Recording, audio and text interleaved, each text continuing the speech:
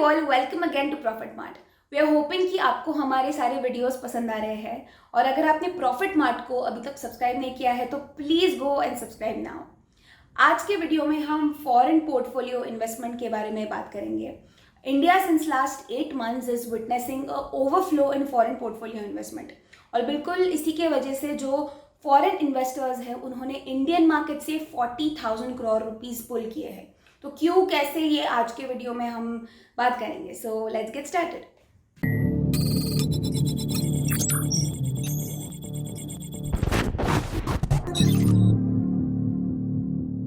Now what exactly is foreign portfolio investment. तो FPI foreign economies में invest करने का एक कॉमन वे है। यहाँ पर फॉरेन इन्वेस्टर्स को इन्वेस्टमेंट के साथ साथ बाकी सिक्योरिटीज और फाइनेंशियल असेट्स भी प्रोवाइड किए जाते हैं। So coming to our main topic today, India और बाकी कई कंट्रीज फिलहाल एफपीआई आउटफ्लो एक्सपीरियंस कर रही है, यानी कि फॉरेन पोर्टफोलियो इन्वेस्टमेंट के हैवी सेलिंग के वजह से मई 2022 में इंडियन इक्विटी मार्केट से इन्वेस्टर्स ने 40,000 करोड़ रुपीस पुल किए हैं। तो अब जो डेटा है उसके अकॉर्डिंग मई 2022 में जो फॉरेन इन्वेस्टर्स हैं उन्होंने इक्विटीज से 39,993 करोड़ विड्रॉ किए हैं।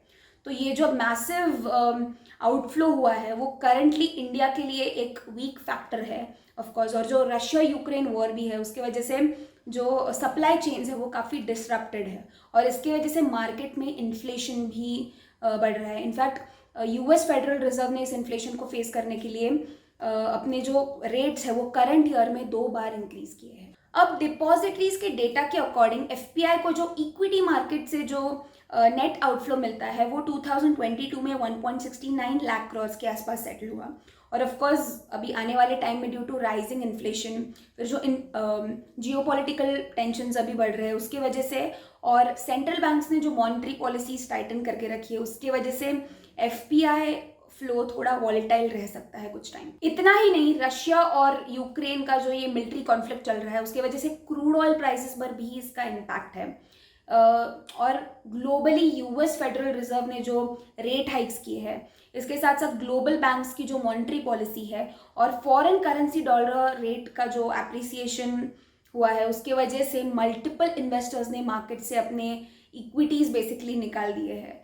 तो ऐसा कह सकते हैं कि इस वॉर के कंटिन्यूएशन की वजह से ग्लोबल इकोनॉमिक ग्रोथ फिलहाल काफ़ी डिसरप्टेड है। अब इन्वेस्टर्स में कहीं ना कहीं एक डर है कि इस इन्फ्लेशन की वजह से जो कॉर्पोरेट प्रॉफिट्स है और कंज्यूमर स्पेंडिंग्स है वो कहीं ना कहीं अफेक्ट हो सकते हैं। इवन आरबीआई ने जो रेट हाइक्स किए हैं उसकी वजह से जो एक इकोनॉमिक ग्रोथ पर उसका जो इफेक्ट हुआ है वो भी एक कंसर्न का ही रीजन है। अब ये जो फॉरेन इन्वेस्टर्स हैं उन्होंने पिछले 8 महीनों में, यानी कि अक्टूबर से लेकर मई 2022 तक 2.7 लाख करोड़ रुपीस विड्रॉ किए हैं। लेकिन the good news is that ये जो एफपीआई सेलिंग है वो एग्जॉस्ट होने के चांसेस है, यानी कि बंद होने के चांसेस है इन नियर फ्यूचर।